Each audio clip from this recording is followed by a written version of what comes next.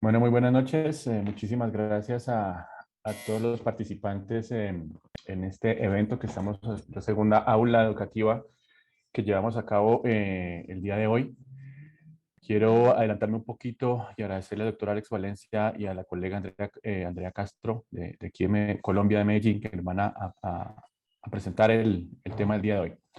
Pero antes de presentarlos a ellos, quiero recordarles que estamos aún en la preparación, pues básicamente para presentar el examen del Board Latinoamericano de Percusión. Recordemos que no es un certificado para trabajo, ni mucho menos, simplemente es para, de una manera u otra, estandarizar, digamos, los conocimientos que tenemos como percusionistas en Latinoamérica y de alguna manera cubrir los conocimientos básicos, ¿cierto?, que queríamos tener para nuestro ejercicio diario. Quedan dos oportunidades nada más. Ya hasta este año 2022, culmina, digamos, todo este proceso de inclusión. La próxima fecha es el 7 de mayo y la última va a ser el 24 de septiembre. Razón por la cual, pues quería recomendarles esto, si están a tiempo aún para tomar estos exámenes. El otro asunto es que a partir del otro año, si ya no hay, es decir, el último chance para poder participar y tomar esos exámenes de esta forma es este año, ya que a partir del año 2023, para pertenecer al board y tomar el examen, requeriríamos estar de una escuela certificada y obviamente avalada también por ALAP. Más adelante, para completar esta presentación, esta breve introducción, quiero comentarles que ya tenemos las 5 fechas de los próximos simposios de actualización en percusión 2022. Van a ser llevados a cabo en México en 10 y 11 de junio. Para República Dominicana estamos en 8 y 9 de julio. Aquí en Colombia también vamos a organizar un simposio en Medellín, 14 y 15 de septiembre. Para digamos, Cono Sur, tenemos Chile el 14 y 15 de octubre. En Brasil, que será el quinto simposio en Sao Paulo y va a ser en el 2 y 3 de diciembre, en Incor, en Brasil. Entonces, quiero que tengan pues en cuenta estas fechas. Estamos tratando de hacer unos contenidos muy interesantes con alguna participación de otras asociaciones de perfusión, que ya después daremos los detalles más adelante. Y para presentarles nuestros panelistas el día de hoy, el tema que vamos a llevar a cabo, que vamos a tratar el día de hoy es callado aórtico, retos en perfusión y cirugía cardiovascular.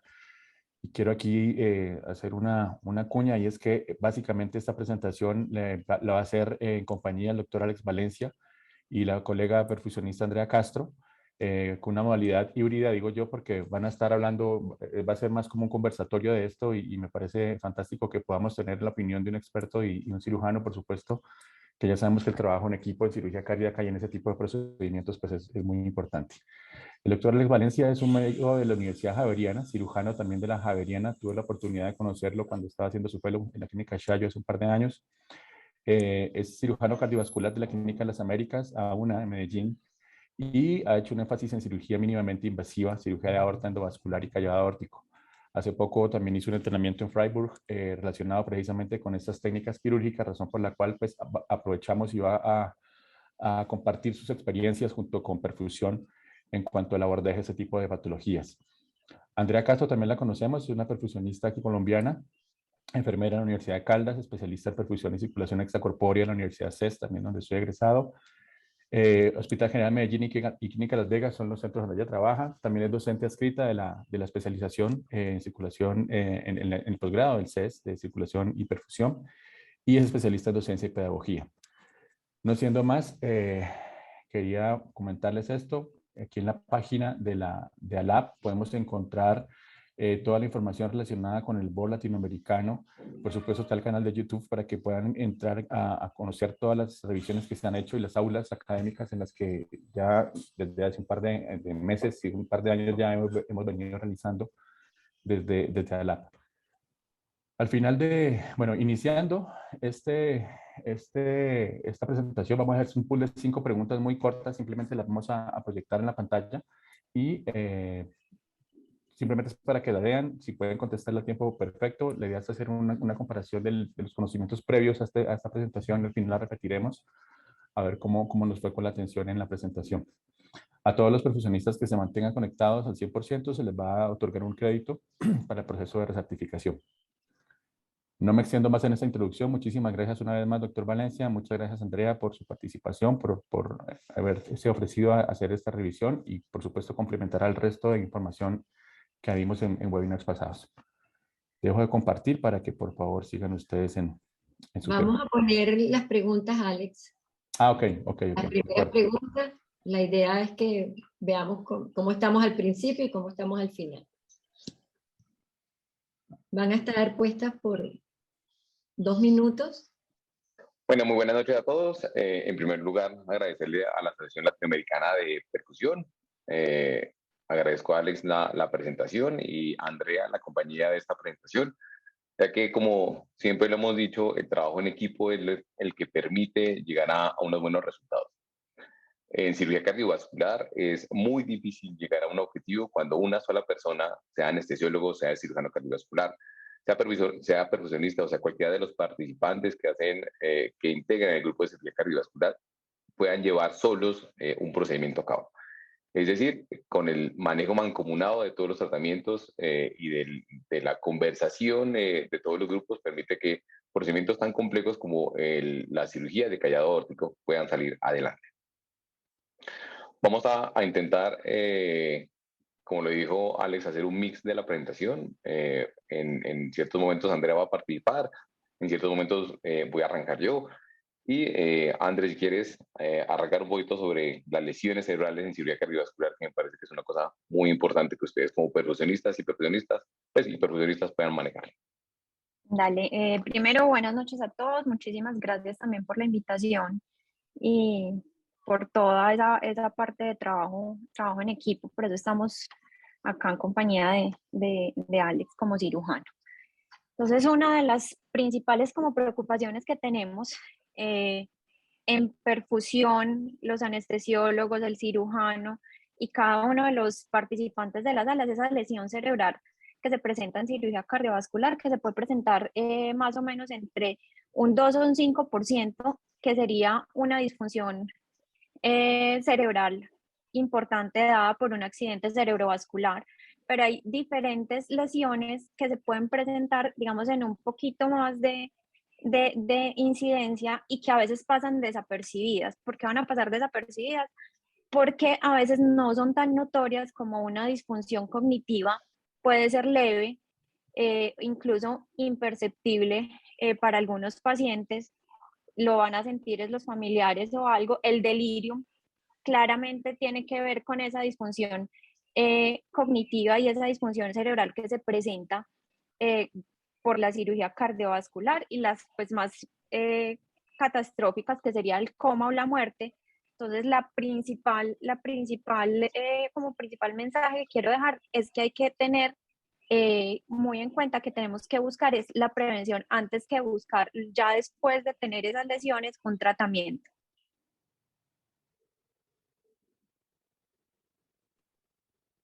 Entonces, ¿qué vamos a buscar? Una protección de ese cerebro, de ese tejido cerebral, minimizando que la isquemia, entendida como un flujo sanguíneo cerebral óptimo, y una prevención de producir émbolos, sea émbolos aéreos o sea émbolos por detritos, ya con el manejo en la parte quirúrgica, en el campo operatorio. Bueno, es importantísimo saber por qué o de dónde vienen las lesiones del callado aórtico, cuál es su patología, cuál es su incidencia, porque dependiendo de cada una de estas tenemos diferentes indicaciones de a qué pacientes debemos llevar, sí o no, a un procedimiento de callado aórtico. La distribución del compromiso del callado aórtico es aproximadamente 60% de los aneurismas ocurren en la raíz aórtica o en la aorta ascendente. El 40% de sus pacientes en la aorta descendente, cuando solamente identificamos los dos componentes. Sin embargo, cuando hablamos de callado aórtico, casi un 10% de los pacientes que tienen compromiso de aorta ascendente o de aorta descendente tienen compromiso del callado aórtico. Es decir, cuando empezamos a buscar realmente pacientes con este tipo de patologías, realmente el número es bastante más importante del que realmente uno está acostumbrado a realizar.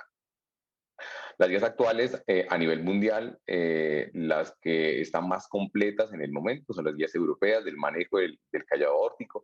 Con la persona que tuvimos la oportunidad de hacer el entrenamiento es justamente con el chairman de este capítulo de EACS, que es el doctor Martin Cherny, y a quien próximamente lo tendremos a uno de sus compañeros, al doctor Bartosz Rilski, que es el último que aparece en la parte de abajo, en el Congreso Nacional de Cardiología y Cirugía Cardiovascular, donde nos va a dar un concepto muy amplio de su experiencia y del abordaje quirúrgico de todo ese tipo de pacientes.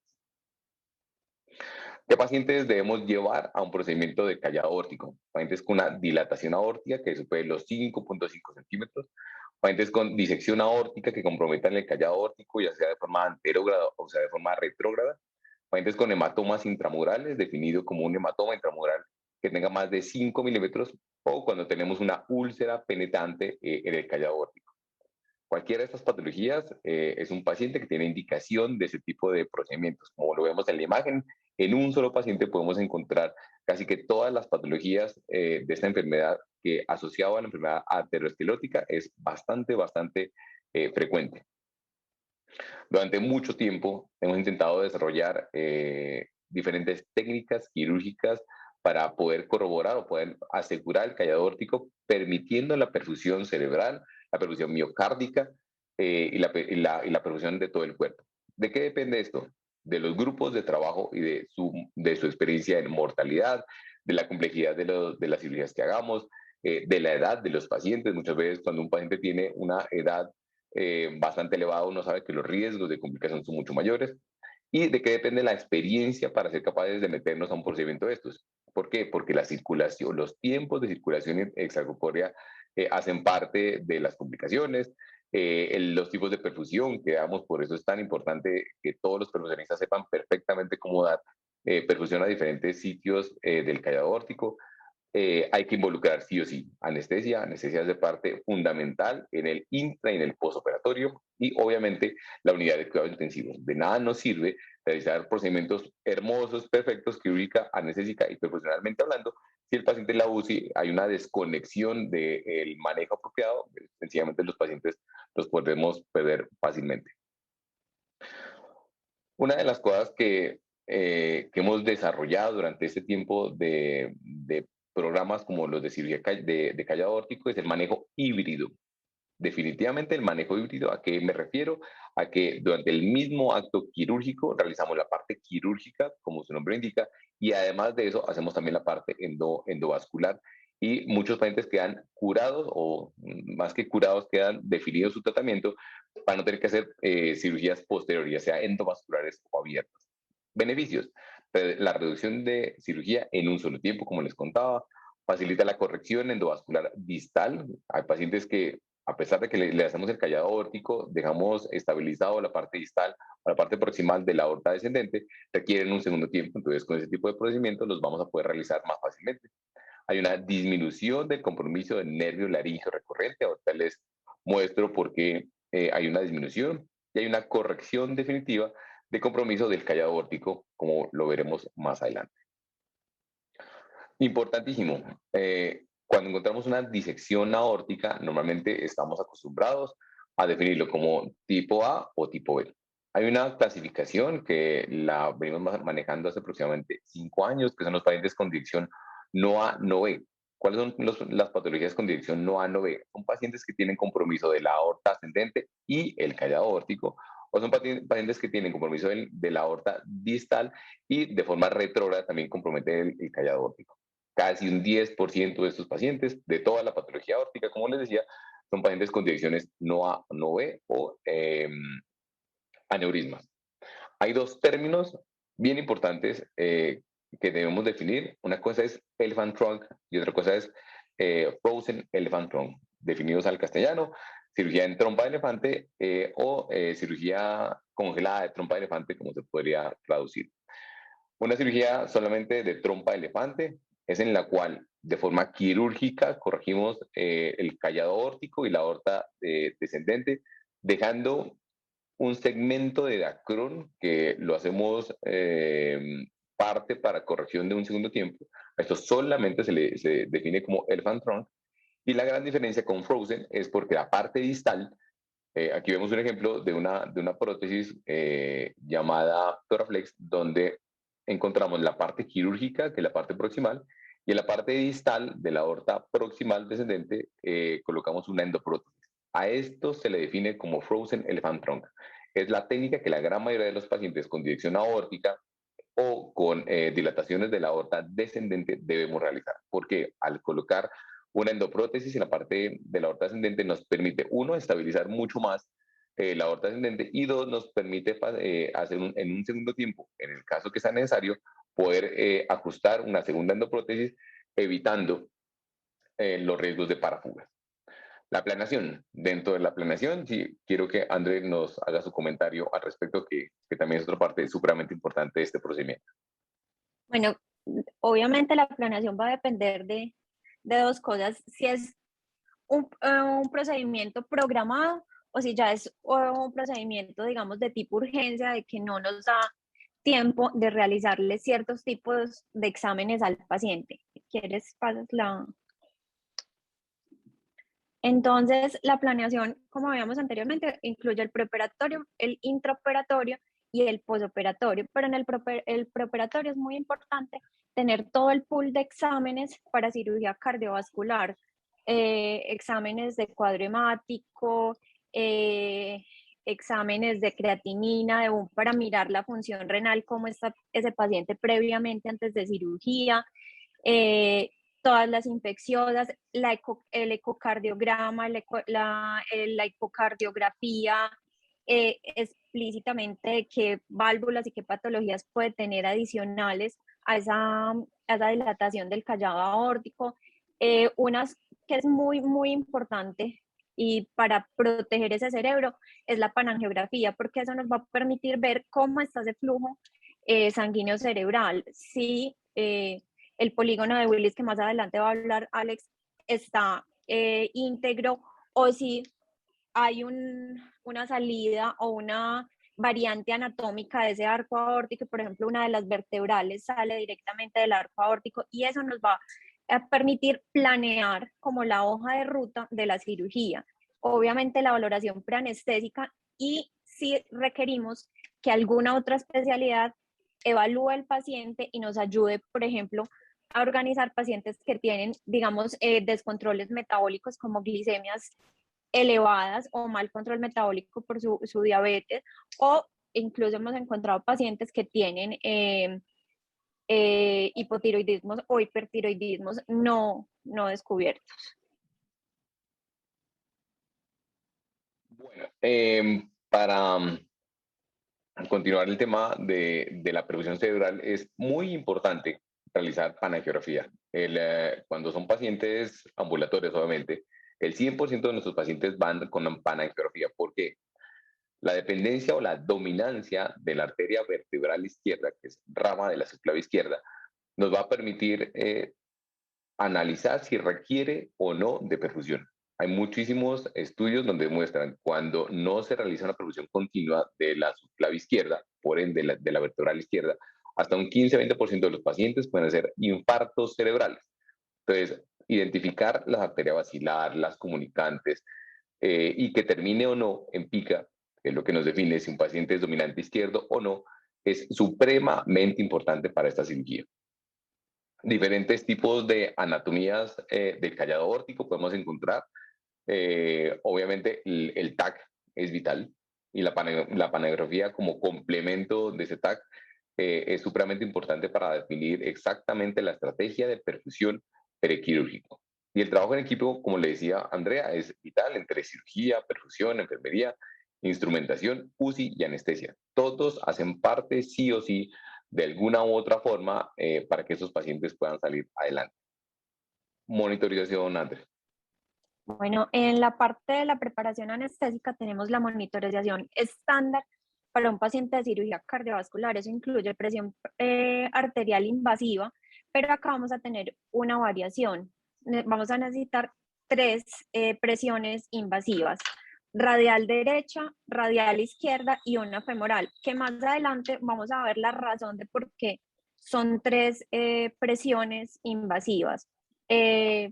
PVC, necesitamos, digamos que no debería ser el estándar, pero no es el estándar en todas las cirugías. Vemos ahí en la imagen una pantalla de un NIRS que es supremamente importante para determinar cómo está ese flujo sanguíneo cerebral y cómo está oxigenándose la parte frontal del cerebro, que en serio que esa parte del NIRS a mí me gusta muchísimo, pero daría como para otra charla hablar muy bien de las variaciones que presenta el cerebro en ese flujo sanguíneo cerebral. Lo otro es el BIS, que al no tener, digamos, una electroencefalograma a disposición, el BIS nos va a hablar de esa actividad neuronal que se está presentando, entonces requerimos, y esa profundidad anestésica, requerimos un BIS para mirar cómo esa funcionalidad neuronal. Temperatura, importante manejar dos temperaturas, la nasofaringea y una rectal, para garantizar un enfriamiento y un calentamiento homogéneo de ese paciente. Uso de medicamentos. Hay medicamentos neuroprotectores que me van a ayudar a disminuir como esa actividad cerebral. Sin embargo, últimamente se ha debatido si se usan o no se usan, por eso los puse como en interrogante, por ejemplo, barbitúricos o corticosteroides para prevenir el edema cerebral o para disminuir esa actividad cerebral. La eco transesofágica en el intraoperatorio es mandatoria para pues guiarnos y ayudarnos también en la parte inicial de la cirugía y al finalizar. Les cuento un poquito de las líneas arteriales. Como decía Andrea, siempre utilizamos línea radial derecha, radial izquierda y femoral. ¿Por qué? Como les comentaba anteriormente, la dominancia del sistema vertebral, que es la perfusión cerebral posterior, la podemos asimilar con la presión del miembro superior izquierdo. Cuando estamos dando perfusión cerebral selectiva por la subclavia izquierda, debemos asegurarnos, aparte del NIRS y el BIS, que las presiones de llenado sean adecuadas. Por eso siempre colocamos línea arterial radial izquierda. 1, 2. Una vez terminado la colocación del injerto, llámese solamente un injerto cuadrifurcado o llámese un Rosen Elephant Trunk, la compliance, que es la elasticidad de las arterias o de los grandes vasos, ya no la tenemos. ¿Por qué? Porque tenemos un elemento protésico. ¿Eso en qué se traduce? Que las líneas arteriales se van a ver mucho más amortiguadas de lo que normalmente lo vemos en las dos líneas radiales. Por ende, en donde más nos vamos a fijar es en la línea arterial femoral izquierda. ¿Por qué izquierda? Porque muchas veces la femoral derecha la utilizamos para hacer diferentes tipos de canulaciones, especialmente cuando son reoperaciones. Entonces, importantísimo, la salida de bomba especialmente, nos vamos a fijar es en la línea arterial femoral izquierda. Vamos a llegar a esto. Es lo que debemos intentar llegar. Es un procedimiento ya terminado.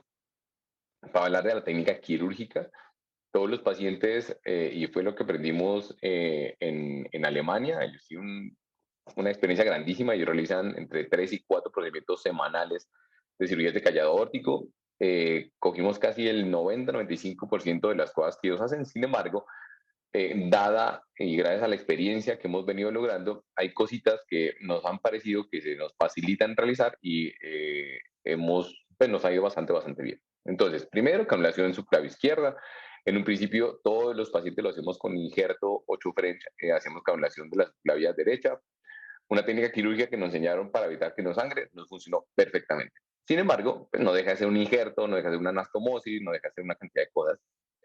Y que es lo que estamos haciendo actualmente, que la imagen que está en la derecha, estamos canulando de forma directa la subclavia derecha, con técnica de Seldinger, guiados con el ecocardiograma que hacemos intraoperatorio para saber exactamente hasta dónde dejar ubicada la cánula subclavia. La realizamos con una cánula EOPA, siempre con Luer, por las conexiones que ahorita vamos a ver, y nos ha ido bastante bien. Entonces, importantísimo intentar, o se debería tener siempre 2 bombas de perfusión o 3, dado el hecho de que en algún momento de la cirugía tenemos 2 perfusiones aisladas o 3 cuando damos una cosa que se llama perfusión miocárdica continua, que ahorita más adelante lo vemos. Cuando damos perfusión cerebral selectiva, debemos tener una línea para la perfusión cerebral selectiva, especialmente cuando vamos a la subclavia izquierda, y todos los procedimientos los realicemos en hipotermia moderada. Hipotermia moderada, ¿por qué? Porque solamente bajamos hasta 26 grados de temperatura. André.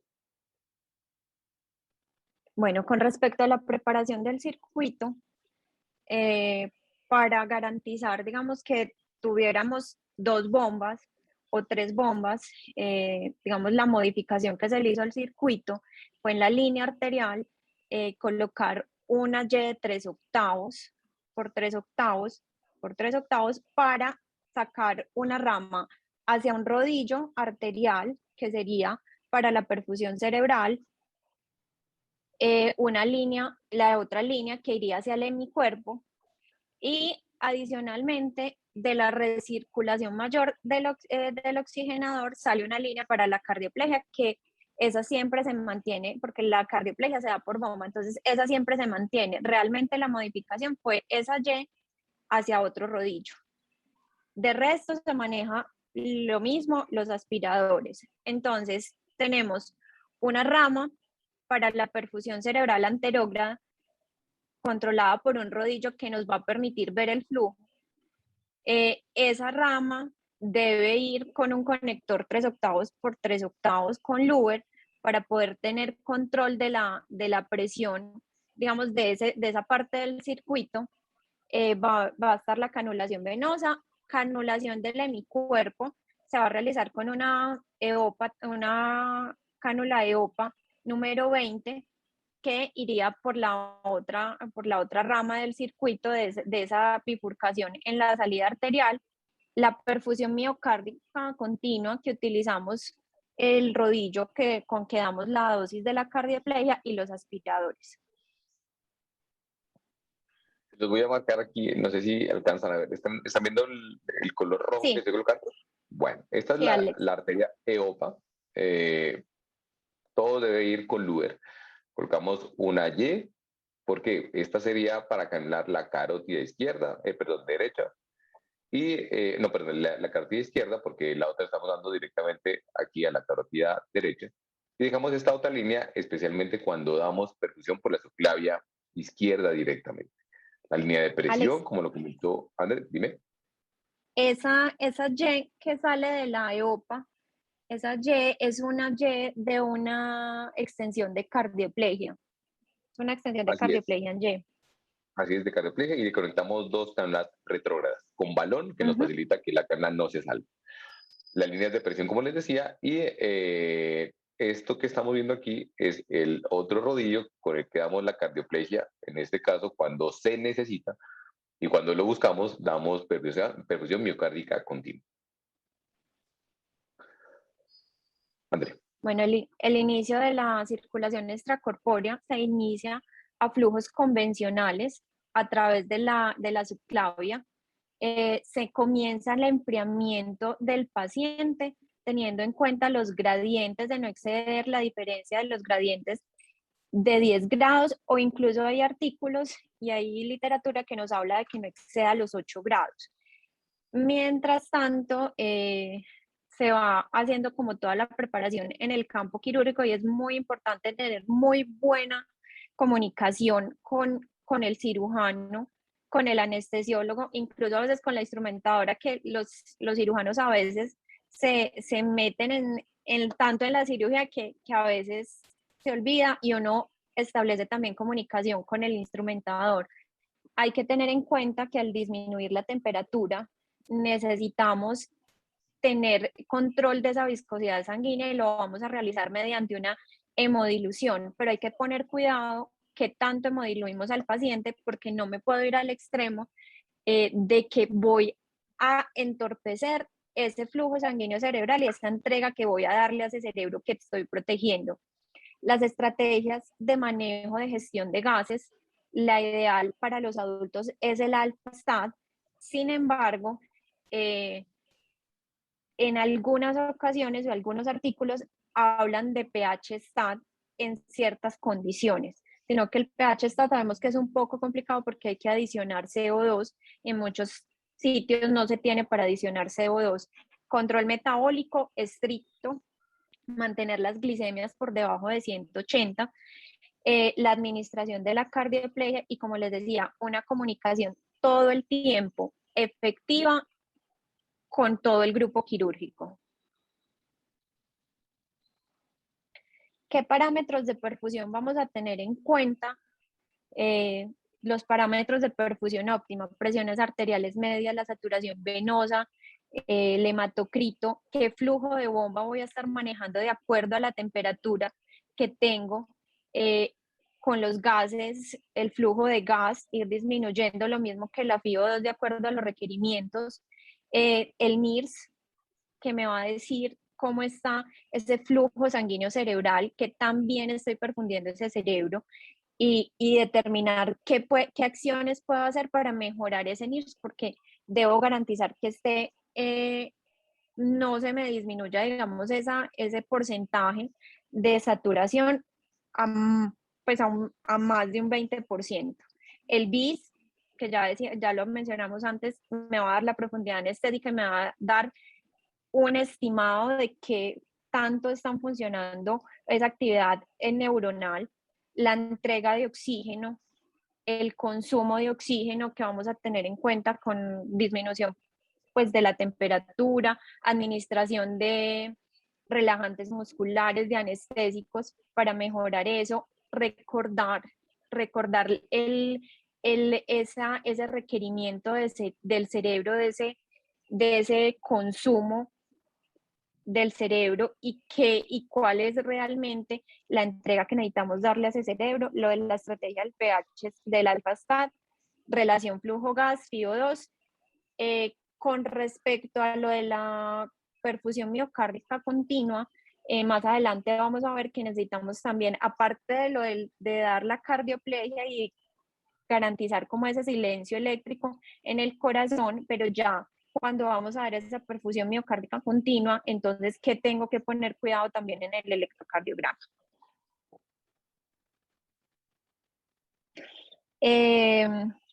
Cuando empezamos la perfusión cerebral anterógrada, tenemos que tener muy en cuenta las presiones que yo voy a suministrarle a ese cerebro y cuánto voy a perfundir de acuerdo a esas presiones.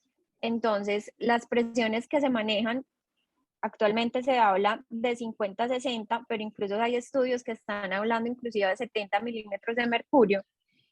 Dar flujos de bomba calculados para el peso del paciente de 10 a 15 mililitros por kilogramo de peso, el monitoreo de esa saturación cerebral, la estrategia alfa-stat y medidas físicas de protección cerebral.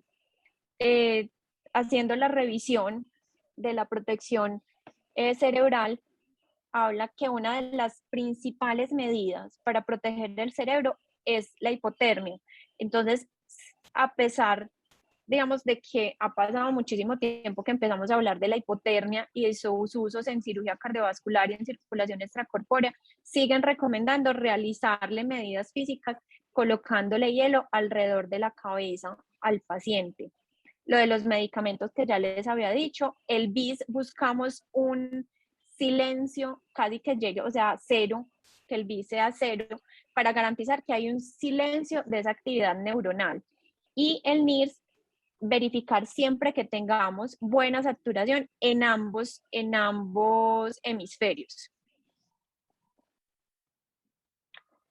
Este es un cuadro o como un normograma de cómo actuar si vemos una desaturación cerebral. Me pareció muy interesante porque en cuanto a protección cerebral en circulación extracorpórea y cirugía cardiovascular, se habla de que lo más idóneo sería tener métodos invasivos y directamente medir a nivel interno realmente cómo está esa actividad neuronal, que la saturación yugular, que es la mejor para determinar qué tan buena entrega de oxígeno estoy dando al paciente, pero son medidas demasiado invasivas.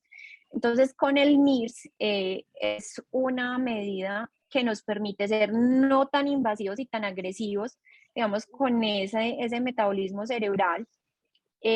nos permite medir en tiempo real, de manera continua, y es portátil, está a la cabecera del paciente y es de fácil interpretación. Entonces, me pareció que valía la pena mostrarles que se pueden hacer acciones dependiendo de por qué.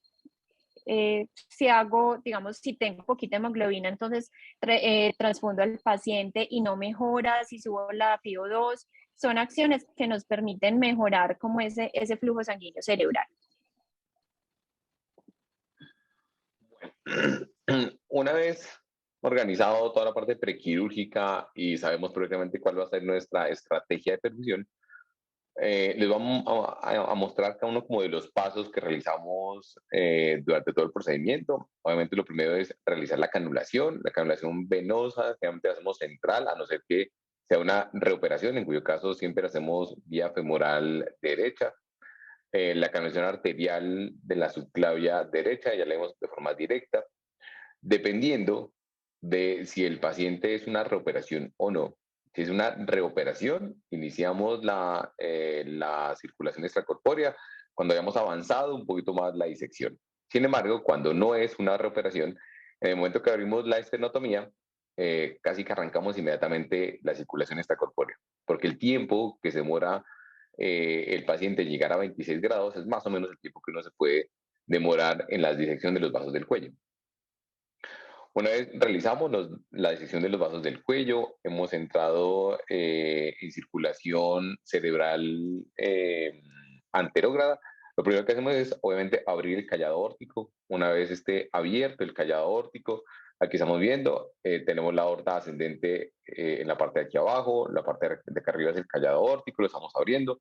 Miren que tenemos pinzado el tronco brachiocefálico que está aquí, la carótida izquierda que está acá. Importantísimo saber, las anastomosis las realizamos en zona 2 de cuello. ¿Cuál es la zona 2? Eso significa que dejamos el ostium de la subclavia izquierda en su sitio. No cortamos el callado hasta allá. Eso que nos ha facilitado, que como ven aquí en el procedimiento, la anastomosis distal de la aorta ascendente la tenemos muchísimo más cerca y por ende vamos a disminuir el riesgo de lesión del nervio laringio recurrente. Tratamos de hacer obviamente lo más rápido posible. Esa es la canulación de la carótida izquierda con la cánula retrógrada, como les conté. Hacemos el ingreso de la cánula e inflamos el balón para arrancar lo antes posible la perfusión cerebral por medio de la carótida izquierda. Una vez tenemos ya abierto el callado aórtico, no siempre lo hacemos, especialmente este procedimiento, lo que les voy a mostrar ahorita, lo hacemos cuando tenemos disección aórtica y no estamos completamente seguros de cuál es el sitio del despliegue de la parte endovascular de la prótesis. Aquí estamos viendo la luz falsa de la aorta, la que está del lado izquierdo es la luz verdadera, que es esta que está acá. Entonces, identificar adecuadamente el sitio del despliegue de la parte endovascular es vital, porque si llegamos a el despliegue de la parte endovascular en la luz falsa, pues sencillamente el pronóstico de este paciente se va a ver muy deteriorado, porque estamos cometiendo un error y haremos una mal perfusión de todos los órganos si dejamos perfundido por la luz falsa. Una vez realizado esto, el siguiente paso a seguir, sí o sí, es la canulación de la subclavia izquierda, y más que la canulación, es dejar un segmento de injerto anastomosado en la subclavia izquierda, ya sea para darle perfusión directo, dado el hecho que la panangiografía nos mostró que la vertebral izquierda es codominante o es dominante izquierdo, hacemos la anastomosis y arrancamos inmediatamente a dar perfusión por la Y que les mostré, que sale de la cánula EOPA a las perfusiones iguales que estamos dando por la subclavia derecha. Este es un injerto llamado plexus, son injertos que no vienen con una endoprótesis distal. Hay pacientes que solamente requieren esta prótesis y nos va bastante bien. Una vez hemos realizado la anastomosis de la subclavia izquierda, porque es lo primero que hacemos, porque una vez desplieguemos, ya sea este dispositivo que les voy a mostrar o el anterior, hacer una anastomosis en la subclavia izquierda obviamente se convierte en en un procedimiento mucho más complejo, mucho más difícil. Por eso es lo primero que damos siempre. Y este es un despliegue de un dispositivo híbrido que se llama Toraflex, que es para realizar Frozen Elephant Trunk. Una vez identificamos la luz verdadera, hacemos la progresión de la parte endovascular, identificamos que la parte endovascular esté en el sitio que tiene que ser, identificamos que los puertos de salida de las ramas sean las adecuadas, se tiene un puerto de perfusión, que es este que está aquí abajo, por el cual vamos a dar la perfusión hacia el injerto, hacemos el despliegue de toda la parte endovascular, tiene diferentes pasos, hay que seguirlos muy minuciosamente uno a uno para no cometer errores en el despliegue de la parte endovascular, que de cierta forma la hacemos a ciegas, y con eso aseguramos que el paciente queda perfundido. Una vez desplegada la parte endovascular, realizamos la anastomosis distal del injerto, que es esta que está aquí. Aquí estamos anastomosando la aorta distal al injerto. Aquí estamos viendo nuevamente, se lo repito, el clamp del tronco brachiocefálico. Por acá estamos dando perfusión a través de la carótida izquierda. Y en este caso decidimos parar el corazón y no darle perfusión miocárdica. ¿Por qué? Porque sabíamos que los tiempos quirúrgicos son bastante cortos. Es importante recalcar que uno de los sustos que todo el mundo tiene es los tiempos de isquemia. Todos los pacientes que hemos tenido hasta hoy lo realizamos solamente con carioplegia del nido. ¿Eso qué quiere decir? Que los tiempos quirúrgicos son bastante cortos. Es más, cuando creemos o asumimos que nos vamos a demorar un poquito más, sencillamente arrancamos con perfusión miocárdica de una vez, perfusión miocárdica continua de una vez, y eso hace que los tiempos quirúrgicos pesan 10, 15 minutos básicamente. Una vez tenemos desplegado la parte distal, ya sea con trompa de elefante o con una endoprótesis, que sería Frozen Elephant Trunk, colocamos un clamp justamente en este sitio y por el cuarto puerto de la prótesis arrancamos la perfusión del hemicuerpo inferior. ¿Esto qué quiere decir? Que para este momento podemos tener 2 o 3 perfusiones. Uno, la perfusión que estamos dando a través de la subclavia derecha con una máquina. 2, la perfusión que estamos dando al hemicuerpo inferior, es justamente esto. Y si eventualmente estamos dando perfusión miocárdica continua, son 3, aquí tenemos el corazón que le estamos dando perfusión miocárdica. Entonces es muy importante, uno, medir las presiones. Cada una de esas 3 tiene diferentes presiones. Entonces es bien importante la comunicación con la perfusionista, la comunicación con el anestesiólogo y obviamente con todo el grupo quirúrgico. Aquí vemos el ejemplo, una vez ya hemos hecho lo que les decía, esta es la rama de la perfusión que estamos dando, ya hicimos la anastomosis distal y el siguiente paso a seguir es la anastomosis proximal de la aorta ascendente, ya sea para dar tu perfusión miocárdica continua o no, dependiendo de cualquiera de las dos opciones. Entonces, paso a paso, una vez dimos ya la perfusión dijimos que 1, la perfusión de la subclavia derecha, 2, la perfusión del hemicuerpo inferior, y ahora sí estamos dando perfusión, una vez realicemos cada una de las anastomosis, a cada uno de los vasos del cuello.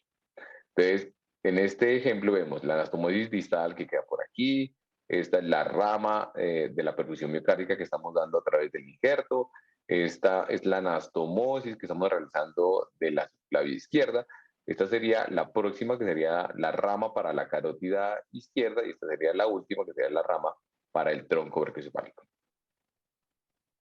¿Cómo termina esto? Esto termina de la siguiente forma. Vemos las cuatro ramas, pues en este caso sería la rama del brachiocefálico que está aquí, la rama de la carótida derecha y la rama de la carótida izquierda. Y este es el cuarto puerto, la cuarta rama, como les decía, que es la de la perfusión. Una vez terminamos la perfusión, esta rama sencillamente se liga, como lo estamos viendo en este dibujo, no sé si por ser rojo lo alcanzan a ver, pero bueno, justamente no. Aquí, no, qué tristeza. Y saldríamos de bomba, pues de aquí cuando ya ligamos la rama del puerto para la perfusión, pues estamos saliendo de bomba. Lo que les contaba, importantísimo tener este concepto. Señora. Alex, ¿te puedes devolver a la diapositiva donde está la de la perfusión del hemicuerpo inferior? Para complementar lo de perfusión. ¿Esa? La otra, la anterior. No, la anterior. Anterior. Esa.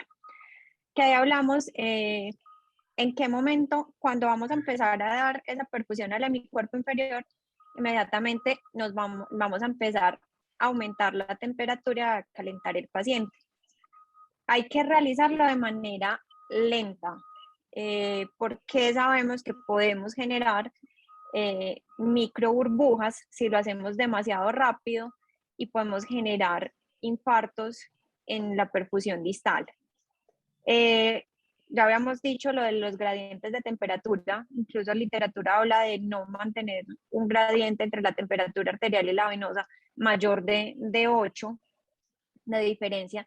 Limitar, es súper importante limitar la temperatura de calentamiento hasta 36.5 máximo.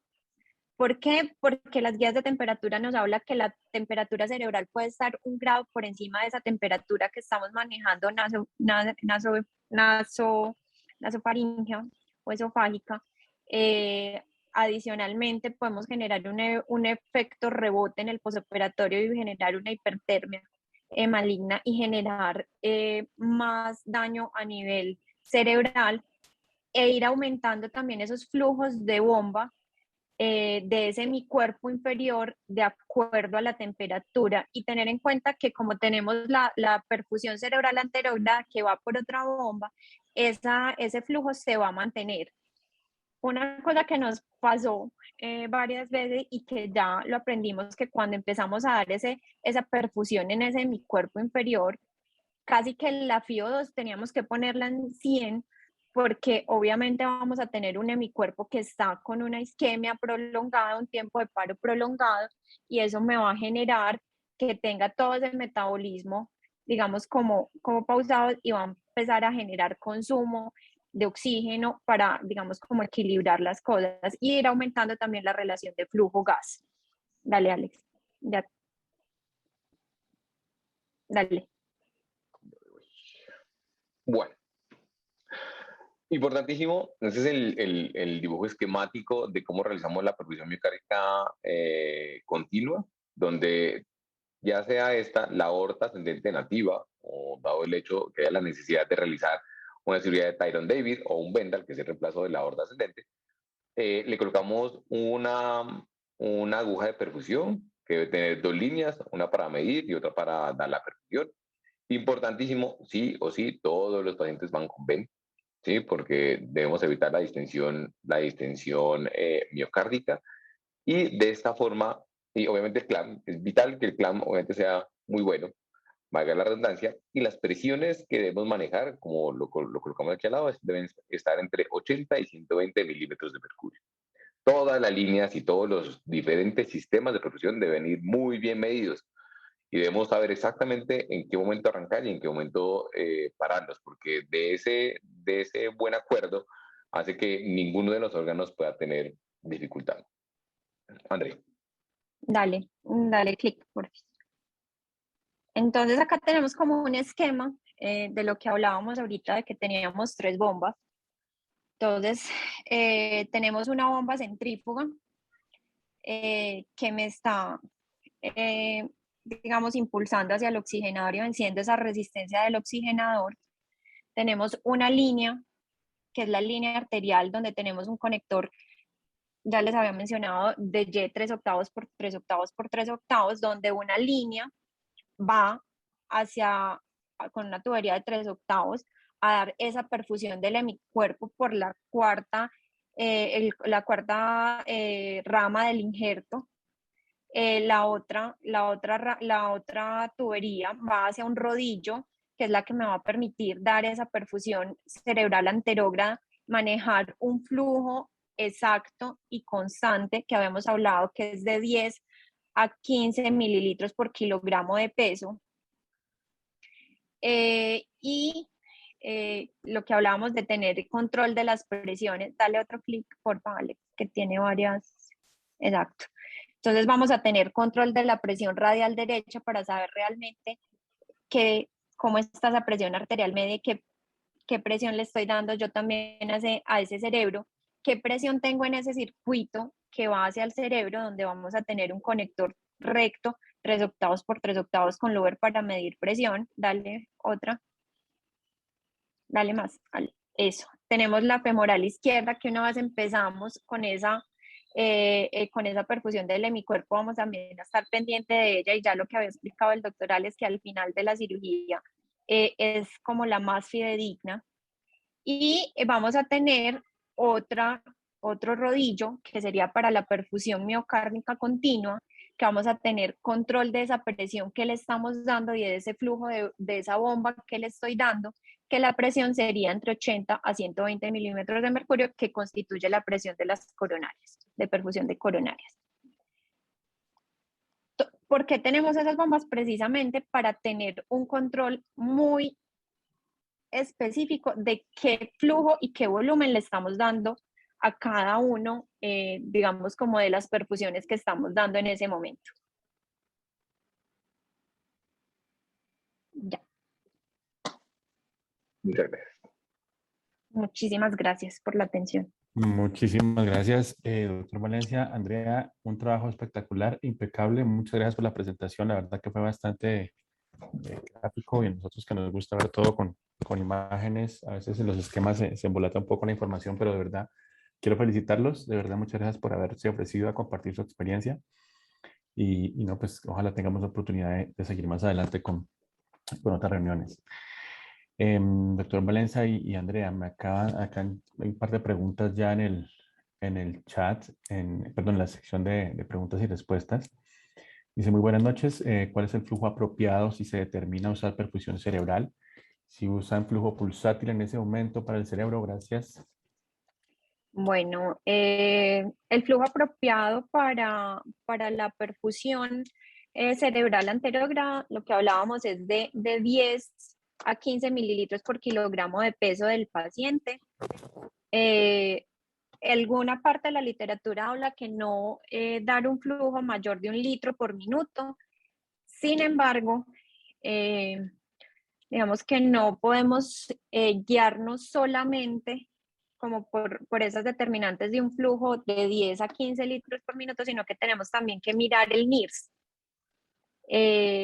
No importa que yo me pase un poquito en ese requerimiento, más de 1 litro por minuto, porque yo tengo el NIRS que me permite saber cómo está ese flujo sanguíneo cerebral y si esa saturación es suficiente para el paciente. Entonces uno se puede pasar como un poquito teniendo en cuenta las presiones que estoy dando, que igual el cerebro no se puede manejar presiones muy altas, se habla de 50 a 60.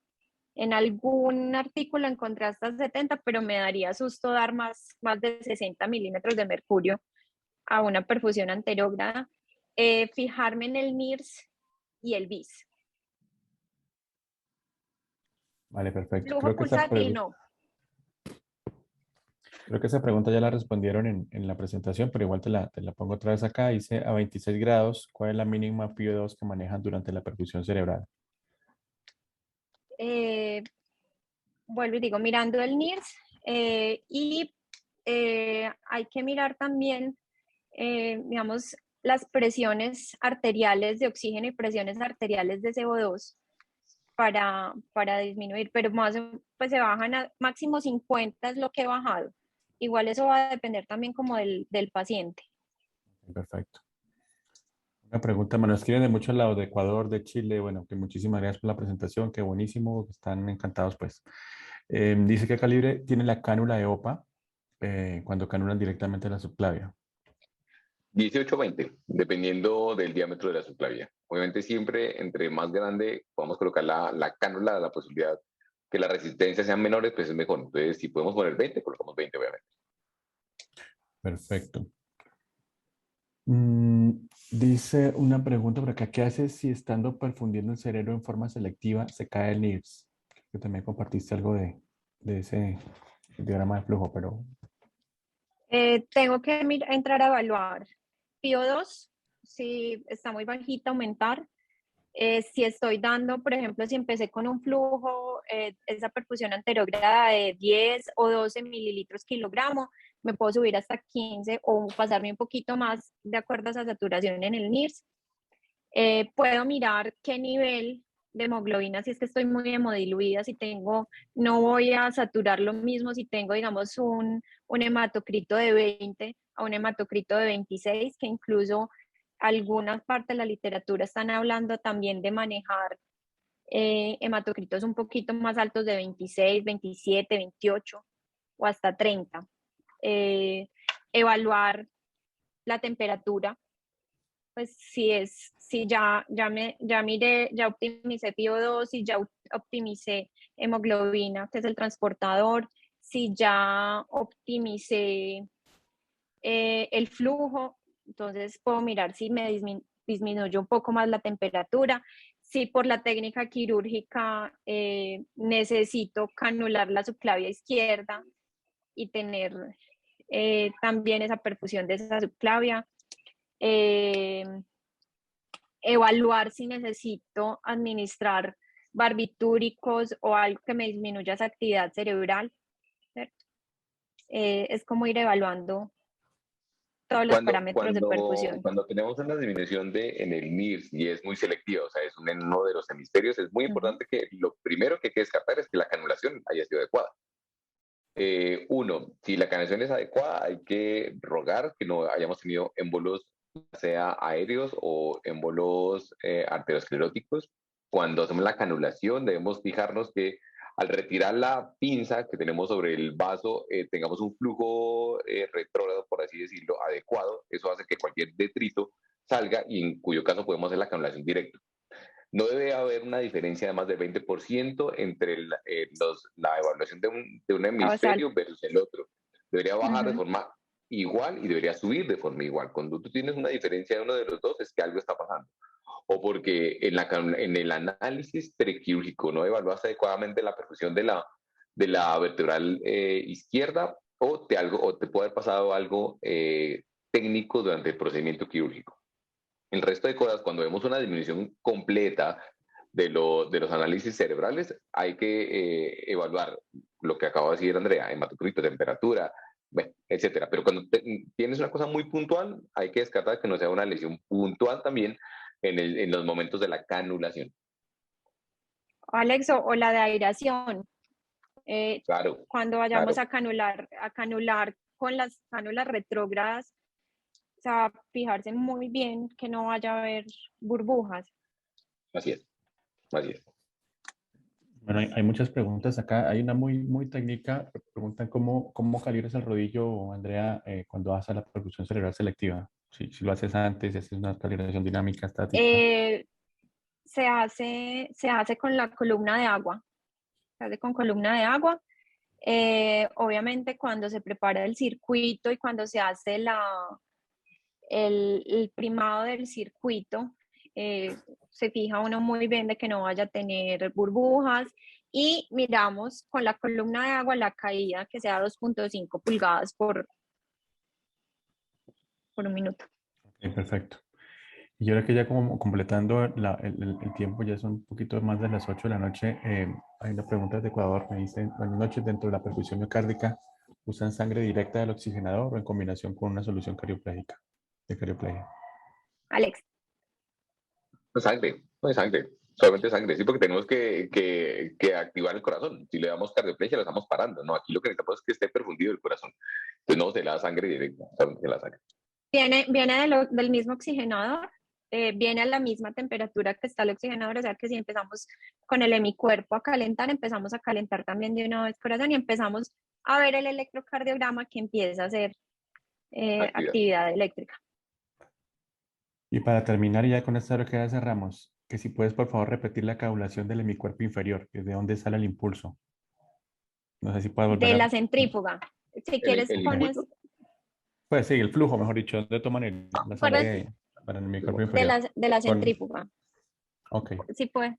De la centrífuga. Acuérdate que la centrífuga, viene el oxigenador. Es la última.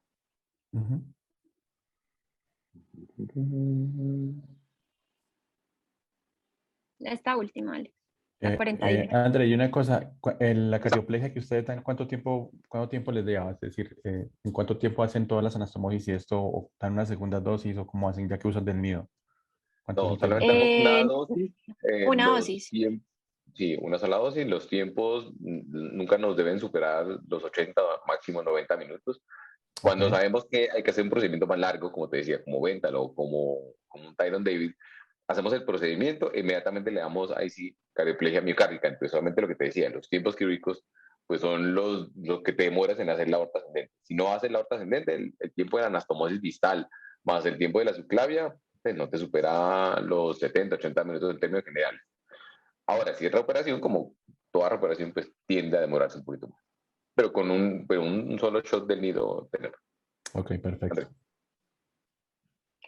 Alex, si me ayudas señalando la centrífuga, no, con la flechita. No, te las coloco todas de una vez.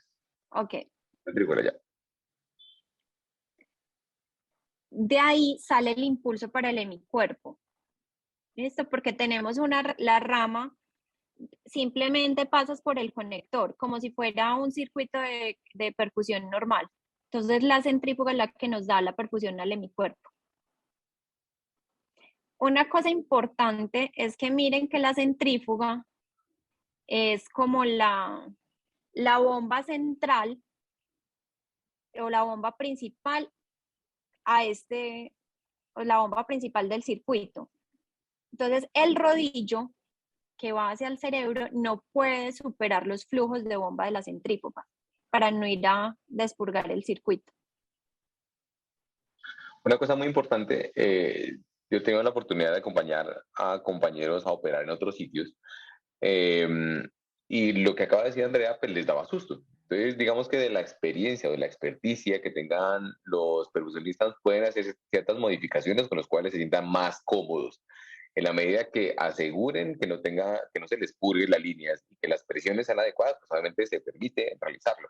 Esta es nuestra experiencia de cómo lo hemos logrado, de cómo lo hemos podido hacer y nos ha ido bastante bien. Entonces, esto no significa que sea 100% así y que se deba realizar de esta forma sí o sí. No, la verdad no. Digamos que de cada grupo, como les digo, que tanta experiencia tengan en el manejo de su máquina, es conocer su máquina vitalmente, los resultados van a ser obviamente mucho más adecuados. Vale, muchísimas gracias. Sí, precisamente acá llega una pregunta muy por el estilo. Preguntan si se puede evitar una bomba si ponemos un sensor de flujo para medir flujo al cerebral. Obviamente tienen que adaptarse si tienen suficientes rodillos o no para hacer este procedimiento.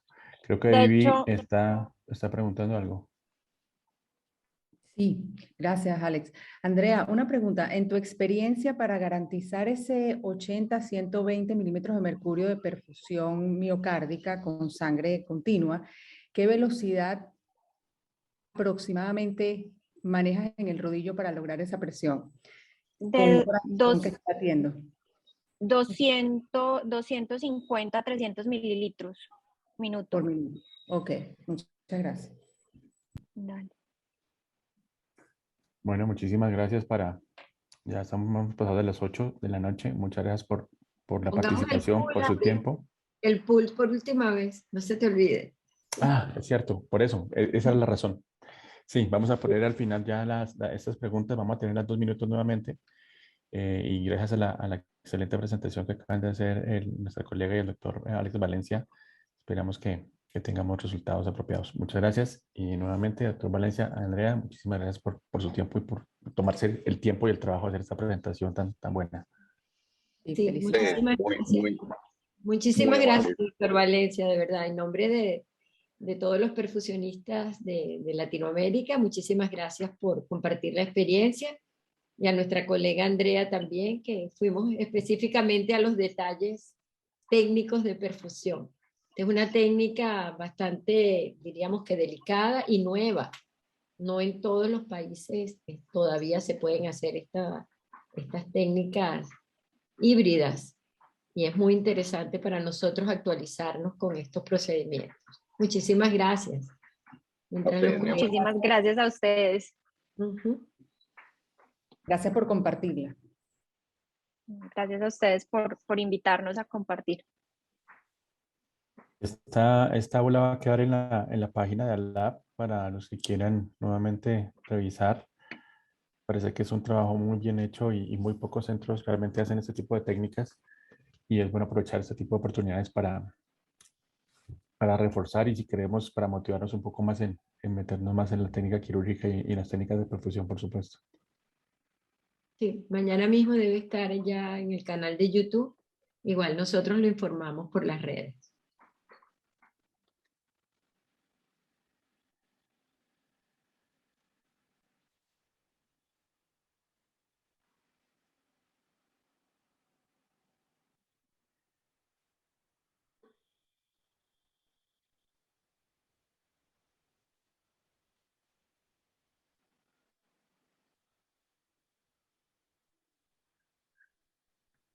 Ya llevamos 2 minutos, no sé cómo es el procedimiento aquí, ya el 50% de los participantes, no sé, Vivi, si tú... Sí, siempre después que pasamos el 60% ya las ok, puedes ir comentando con el doctor y con Andrea, como quieras. ok, vale. Ya en el 53%, ya falta poco y ya lo completamos. Sí, ya vamos al 64%, ¿no? A ver, más. Aquí me aparece 57, no sé, 67 de 116 han participado. Cierto, cierto. Aquí arriba.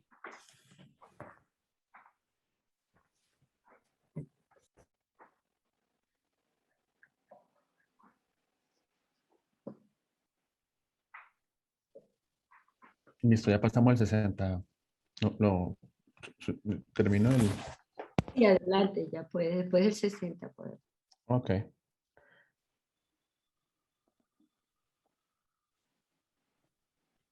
Bueno, entonces la pregunta número 1 dice, ¿cuál es la principal preocupación en las cirugías de callado aórtico? Entre las opciones tenemos lesión cerebral, hipotermia, amputación de extremidad inferior y hemodilución. Andrea, ayúdanos con la respuesta, por favor. La lesión cerebral, indudablemente. Muy bien, el 99% respondió esta primera opción, esta primera respuesta. La segunda es indicaciones quirúrgicas para reemplazo de callado aórtico son: la primera, dilatación aórtica de 5.5 centímetros, disección de aorta, hematoma intramural de 5 milímetros y lesión ateromatosa de la aorta. Eran las tres primeras: dilatación aórtica de 5.5 centímetros, disección de aorta, que era lo que explicaba el doctor Alex, hematoma intramural de 5 milímetros también. Ah, muy bien. Entonces eso suma ya un porcentaje casi del 90% más o menos de la respuesta de los participantes. La tercera pregunta dice, ¿cuál es la principal estrategia de neuroprotección usada en la cirugía de callado aórtico? Primero, hipotermia moderada, monitoreo neurológico, administración de anticonvulsivantes y manejo de estrategia PH-STAT. La principal es la hipotermia moderada, pero pues digamos como en segundo lugar iría el monitoreo neurológico estricto. Muy bien, entonces parece que pusieron mucha atención estos asistentes hoy, está muy bien, nos pone muy contentos.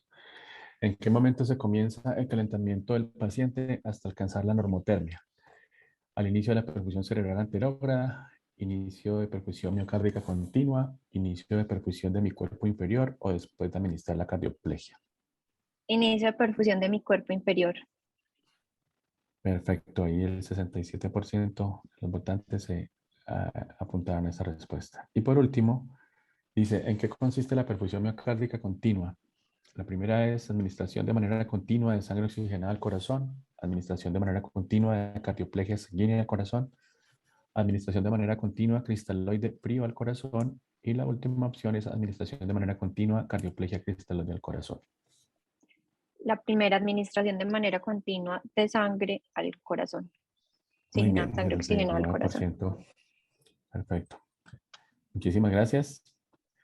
Con eso ya creo que terminamos esta aula que complementó el resto de información que hemos venido con los otros webinars. Muchísimas gracias nuevamente. Los felicitamos porque se nota que es un equipo que trabaja muy bien. Lo acaban de expresar no solamente en su trabajo, sino en esta presentación. Me parece que lo hicieron muy bien y lo siguen haciendo muy bien.